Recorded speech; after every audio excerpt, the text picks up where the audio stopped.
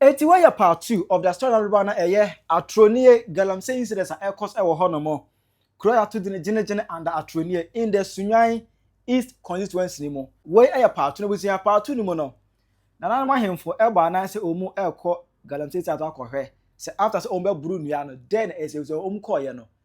Ghana police for ne de omu ebo Galamsey for no ho ban. Ema omu eye adwuma. Omu ankasa him for abekasa abekire nsem sɛde ensem no. Esikoye mo ha na mo as my host Penyah block media mesra say ni di mo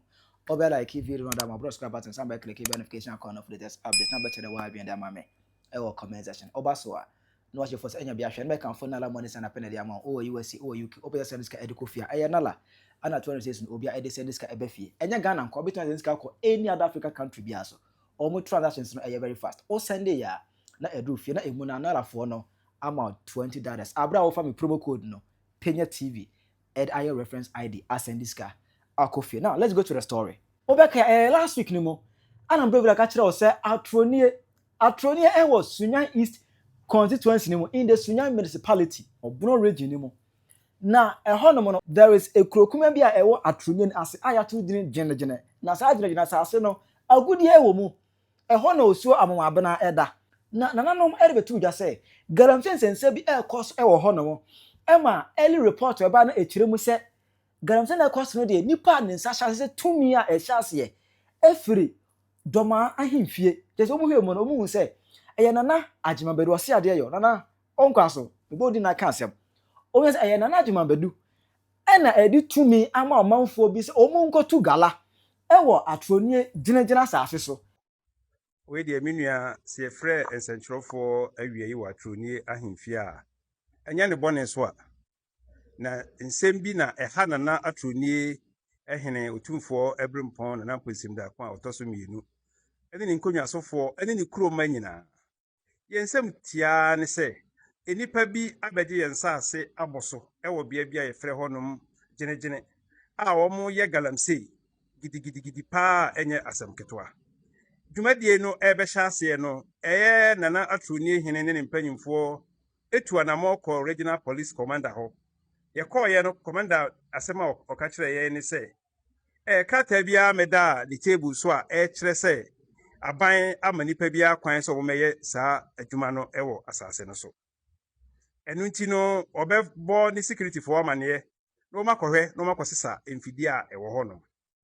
ye tenase ya na ye hunu de ekoso na adwuma no guso a ekoso na nanom sa tu anamoko regional minister honom Bono regional minister ho onso en kodi nkomo ye koy ono so se bibia ni ho a kire se aban ama obi akwai se sebe omeye Galamsey ewo ne mpotemu ha nti ho ano ofre national security for ba ne office e ma ye nanam nyina ahia ye san frɛ police commander no so ma ono so e ba ne office honom e ma ne ko wie se adechi a omobeye meeting kese na o ma hwa akobia no akosesa saa nkrofo no emfidi a omode ba be ye adwuma firi se krata bia meda a omo epono so a kire saa eno nsi ehwe animu a ankoso saa a sese omuguso omo ye adwuma na sese de ye pese wiase nyina hu ni se Atronie yeti ensuo kase a ye frɛ no nsuo amoma ho eno na ye sade nom eno na ye dware ye de bi egu ye mfuo so sebe ye mo ha nyina so ekonomu bie sese be na otwemienu ni nam Galamsey na omo etu a ye ka ma wiase nyina hunu nsuo na aseye ne ahohiehia nipa ye wo Atronie ye komu ebio asase na ombetena so omo eye adwuma no akuafo bebre wo so a omo emfudie ewo so esan se nipa no amehu na Atronie hene na nkasa eno onso a kire na akuafo a na se omo tena asase no so enti no akoye den ama omo se omo niema omo nyi obi anso ono omo ekasa na se wo ye kue na se wo bɔ modin ben saafo na omo ye adwuma ni bo omo langas na wo no bia aso omo ka kire wo omo an se akuafo no aka ma na Atronie hina te ne se omo beka a kire wo se kodoma ahemfie na koka ho asem later ana ebim so hwe sene okọ Atronie honom na ekuro ginegine osu amama abena ene ade SIye mu no omusa kọ bie mu no abusua omu gina osu amama abena ho ema ho ne de omu de bufuo ekasai ema na enome nyina ededam omu kancheye frɛ osuo no kanche se obi a ohye Galamsey ase na obi a otu Galamsey asase nso bi ade ne the osuo no ebia on train to me ewo ho no na wodi awi se buam ponsem da akon the second awoye Atronie Paramount Chief no na nani abere pa also on Galamsey ewo na asase but according to underground research no Dormaahene to Galamsey ewo Atronie asase so kura ya to di gene Emma last week ni bro video na say omu edi ebufuo ni anibere aba omu ekon akosem on the internet that almost send warning Emma obi a was asase so to Galamsey abra na omu e kanche na busia ene yai eno mba na so okay omu kopuru nua no esa ko send warning Emma Galamsey boys no na wotwe mu ani it almost akwa ese ye koma omu warning no kura no omu agya ya adwuma ne ye anase emu etese busia omu ko to their dismay omu ba pin site na go hu no say Ghana police for ekrokratu according to almost all of them say Ghana police and ekrokratu ejina concession site ne so guide Emma Galamsey boys no ye adwuma we ni chima na no de mai ba be ka kire minua ye bo anan say ye be ko bia ho ye fitin ekwan na no pa ya no ye hu say apolisipo na abo ban ya say ho omote ho apolisipo ko be say du bia kitetuo gina Galamsey for ekwan no omo na ebo ban ma wo mo omo ma kwa ma ewuro ye tra apolisipo na langas fo yi bi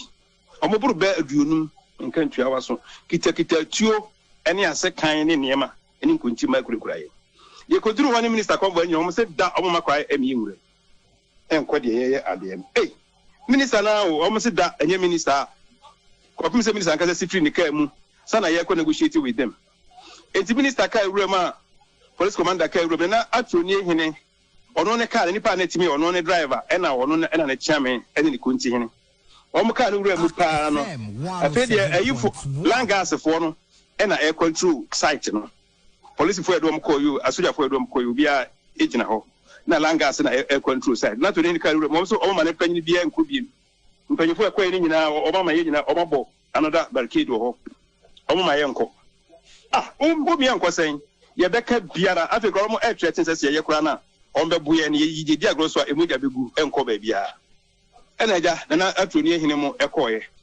omo koduru ho no so omo ye adwuma na akọ na ena na kire omo se animu ho pa na machines no wo sesie ya eye adwuma omo me enko ho no ma regional minister sa wabre onko bi nti omo nsan enti brown omo ekata na bre so na kai wo mu se kai free star inspection site na nka ye beko regional security council conference room akwa ye meeting tira na ehu no de ekọ so ho no ma ehu boye nti se ono no office wo de ye nsan enko bi na kasere nyemu bra minister kanensem no omo de bi be share mu se eye ensasesem ehu na kofa sa se o minister kasa na namu ye bedi ne ho yawo ye ne no enye adwene minua krata me kasa minister tro ebre ye no uba me kwan a me kan first paragraph no na ma kire wo ade bi ese minister kasa sa bia no onim dia asase no eye ne dia na ye di ne ho yawo no minua me kan etiu good my reference number also on no reference BRCC na reference number no body nka ye huri ntra good so person authentic na mo office omu ye huri ntra na it reads it has come to the attention of the Bono regional coordinating. Should I go ahead? No that my etiu yeah it has come to the attention of the Bono regional coordinating council through viral videos circulating on the various social media platforms on alleged illegal mining activities. On alleged illegal mining activities at a suburb of Atronie in the Penyah municipality. It is how throw away the brave. Now, because I said, Biana, ye choose a good year, no man so be a one actress manson. Wabra winning professor Hoya Atronie hene asase so, and I choose a illegal idea. Meet you. Yeah. Eno ye de edikai. Ebra Galamsey asem no ebe start ho no. Ye ko minister ho. Ye di ka ko police regional commander ho e ko bo na mane. Se eniema bi a e koso no sa niema na ye hunu se eba be koso. Ono nso ma ye koyi. Ye koyi no afi no mo ebo tent o mo de excavators na start eba site ho. Ani ye ka che minister de e koso ni. Minister asem obeka na se e beka che de so ase issue. Na ye ba ye nsuo ben no mo asay no Chenio, Monsieur Ben or Maseno, and yes, a minister. I'm a man that home, and never was said, I almost took at the end of pies, you never call a woman must say, you know, I'm a Croponians, you minister, and TSM. A police commandant, if you are call regional minister, Cataso in the office, on your cotono. You can also say, oh, last is oh, Bia Pacata, Bia, Emreno, Tressa Bibisa, Barbe Coso, man, area Hanum. No, regional minister office visit, Mokoya and Sana, regional minister, Bamako site one. Aye, no man started cry. Okay. No man started cry. You can also, last is Omun Pacata, Bia Maya, Tressa Bibisa, Barbe Coso. And you didn't honor, and or Frey, regional police commander said Omra. On an office on them, and what Frey national security is so Emran office on them. But Sabbath, the and come into a meeting, the year and Temubi. By every one, as my regional minister near Kay, say, or better say, at the on meeting. No more sister, Microphone, and your man, a was like winning. And Jamaiana, I want to swear, Ewinim, say they are now. A Jumano ain't to me, and Cosum put a campus, yes, you know, as I've had a minute, I am whom he be. Minister ya kon won prenu ni nyina no wa maye pomasi bribia eni hu sensuyi asay ansana ye de ansana sa ye video no eba okay and is a minister ansam na o kanu se na mo ditumu enye ye okay fi se besi sabre no se ape na wo ba bi sa se obi a wo ye mine bia fa ne lances mra eye de na aprosifo na ebo wo mo ban ho na I want anka mi ben more statement amudi PM on so no mo kire se enkrofo no e mine illegally enti ye pese ehu se enyina so be na mo wonti a ama mo kan si so dua se sa enkrofo no mo hye wo no mo mine illegally na de to so mienu ye bra ni tim pese me ka bom statement kro na mu so ma kire se Rexeka fail se omo be act decisively e was that illegal mining na e koso no specifics ben na nka na mo hwe anim dia free coordinating council no one more besinde monsanya nkai was agency amhwe no coordinating council there na ye hwe from one say juma na sha se na nko betumi stop because ye call ye minister ka kire ye say omu ni krata ne wo sa ban mo omu krata dia o de ba be kire ye amomu ene dia abade mo omu bia oni hu asem bia obeka ne mo bra ye te no office wono de bibia ne ho ye kire sa ban de tumi ama obia say o metu Galamsey e wo ya sase no so enu nti so san be gina obeka sa fe no mo form alliances emra efiri hefa yo adwuma e sase no ye be bo wa mane ma wo di tu mu say oni krata ebie osa tro wona de enu mu say ye ntia ye kasa asem no say want me act decisively ni say o sa ko refer say ye ensase sem e ensase sem a na ye hunu wo hine kronti no regional House of Chiefs wo enhwe na sa asem yenka ebe no ma hwaka fi say unim say three traditional councils and one mention ye one mention Atronie traditional council one mention Dormaahene traditional council and one Manson is under Dormaahene traditional council Manson unia sase wo ho no traditional council na tembi om na behwe ensasem so any sunyane traditional council sunyane for say onfa asase man Atronie ne say onfa asase man enti omo maka no omo aba be kasa na Tom so mekasa man say for no say when few say Dormaahene traditional council so bia emma mekasa say obi eye adwuma e wona sase so enti say wo pesa de we say the perminua brebia enim enti na ne dim say kebra ye ko ka kire no a ono so ehun say krata bia emma ne ho a omo abebo chen eni ade o asase e se so omo ne ma babe ne ke hwe say ko ba ko obema ye ko akose say sa ne ma no say de nka ade no kura entumi emma so watwan amana baso yensu ase yensu onom ene de ehia obia enti na nei wadarumo se minus ne ba monsase ne so onom no adaroma omo ba nananom na so ebeda omo ho adi de kire mu ana omo amma enti na ma mo hunu se eye Galamsey na omo ye no omo amma nanamo enanso Galamsey de enti ese kayi ni se no obi ka say responsible mining say responsible mining so kita the documents say valid anka amomansuo no kan say na meboa because I want to mu say o koye say admin beka to say hwe so bebo nsuo a e wo ho bia ho ban ya ko minister ho ya ko regional police commander ho o se krata bia ma ni table so na krata ba o meyi yaso tire besi le o emfa vire emetre na say regional minister say ko wa brand nsuo na say ya wie no o beka say afei no obi emfa ne krata emra no office oja me nura thread na eno na ye chance ya bere na ayeyi fisade en chance ade no one per krata na ahwa ansa wa ko stop adwuma no so mo fa mo krata amra na de se mo ko no mo kwa ansa na mo akwa ye adwuma ana me bo me nua enti nana darumo mahwe mu ahu hefo na ye adwuma na nkasa yenim obi a oye adwuma nipa de egu ho mo ye adwuma yenim obi a oye adwuma okay na mo nkrata yi mu no mo da nine mosufo ase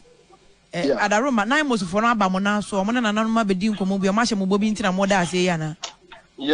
oh nine mosufo dana regional minister ba ye ho Monday no I mean fa we ntwe Monday ye ko ho Monday ade ache Tuesday and any week your honor regional minister san ba se oba be pa na Atronie Chiefs Chelsea ko ye de isi ye no entwe yinti era emfa nche nti e wo hwa no ye meeting na ye nwie ena na mus for so eba ye nana adarumo oba ho na ensem ya boy ama ne nyina sisi wie no regional minister sa aba nana no na so be ka se de esi wo wi mo na ntwe yi nti mo fa nche yes I any week oba nti no ekoso a ye di nkomo no ma na nine mus for no so ebe pie mu se regional ayi minister honorable ama kofibu ana so ma wo no so afu video no nti so omomra na omo so enkohwe na omo ko stop adwuma no na ye nso yensuo nyina se nti hore ye ne minister anwie meeting na ono okoye na regional minister ba ya obeye se de esi na ntwa yie no se ono mu nyina na ko de na o se esi ya ntwa yie nti obepa ho chewi se na medical atro mu se koye no ne langas fo na wo ho no kwan a omo de na pa so ne na chita fo e pa so no no ono ahu se ne ma bi akoso ono mu no enye ne ma na se esie because ono ntumi me father na Atronie Chiefs emfa no mpie nkoma sa langas fo we stress ne a minister gina ho no mo air threatening nipa se ye bebo ntuo langas minister gina ho na air threatening enkoso hene wo Atronie ha se ye bebo ntuo FM 107.2 na minister gina ho a won ka hwe o gina ho he was there make me the enkoso hene number amamona ebrepem no afre ono ebisa o man kasa na to no ene ada ne the action movie pa na mo go yi wo wuram ho enye easy odru ono ma langas na ekire ka we wo pake ha wo asoja fo a police fo ya mo bia enkobi wa peso so mo pa mo fo into asoja fo no se be kuma gu ha sisi a me nyan sabe ko so na ani enyan nana adaroma ye brani nti ye pese ye di nkomo ni sinti sisi ano de na ye hwe ni mo de na mo hwe ni mo de free regional security council wo de pa na nke ya ebeboa ma akoma atimi atoyim na afi ha no so ye ka kire wo mo ane se omo manipa ni ya adwuma ni ye ma yensu na ni nti eti besi na omo da so ye adwuma no omo ye adwuma besi ne ye ko ho na otwe achi nyina omo ye adwuma ya de okay nana anopa ye beda asepa ni wadaje bibia so ba kire ha ye besa aba opunu mu mate me da asepa nana ya wampofo ye trofo de Atronie na nan matra nkonwa ena ye ni kodi nkomo yi na papa ese Ghana ne yo man ya me se wansuro Ghana nkasa wonche se wansuro Ghana se wansuro man Ghana wonche wiase according to nananom no police for ye di tumi ase omu ase omu mo man no ho ban no omu na na no de omu protect Galamsey emu ye adwuma wa Atronie asase so ayato de ne gene obeto akire wa adwene de amame we enyam na meka nananom atre nkonya omu Atronie asase so na abayi wo press conference. What is your view on this issue? Obeto akire wa adwene de amame e comment section. Aha Penyah Block Media Accra.